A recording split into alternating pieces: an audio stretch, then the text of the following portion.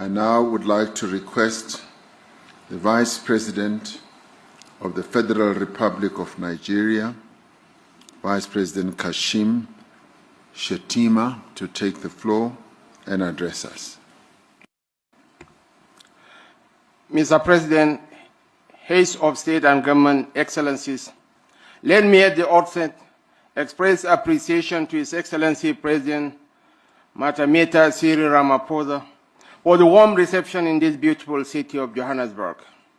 May I further use this opportunity to congratulate him on the successes of the South Africa G20 presidency, including his purposeful leadership in steering the affairs of the group in a number of processes and negotiations which will culminate in a leader's declaration.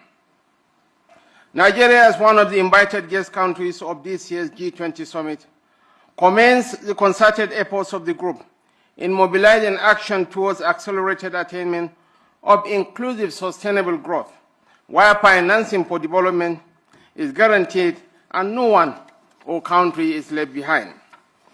The theme of the Session 1 of the Leaders Summit, Inclusive and Sustainable Economic Growth, leaving no one behind, building our economies, the role of trade, financing for development, and the debt burden, is apt and speaks to the challenges of developing countries. The current multilateral framework do not adequately reflect the realities of today's world. Many developing nations continue to face systematic barriers to economic growth, trade, and financial inclusivity.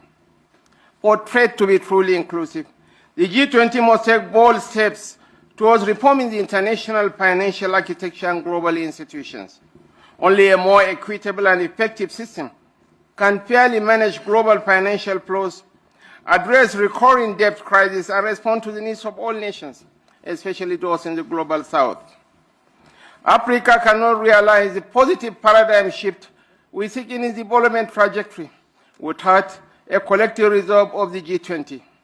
Together, we must confront the persistent regional challenges before us, most notably the urgent need for sustainable financing to ensure effective implementation of our developmental priorities. Across many regions, rising debt burdens continue to constrain economic progress and transform local challenges into global vulnerabilities. Ensuring debt sustainability, while responsibly leveraging critical minerals for inclusive and enduring development, must remain central priorities for the G20. The G20 must, in the adoption of the Leaders' Declaration, take very seriously the need to advance policies that drive sustainable growth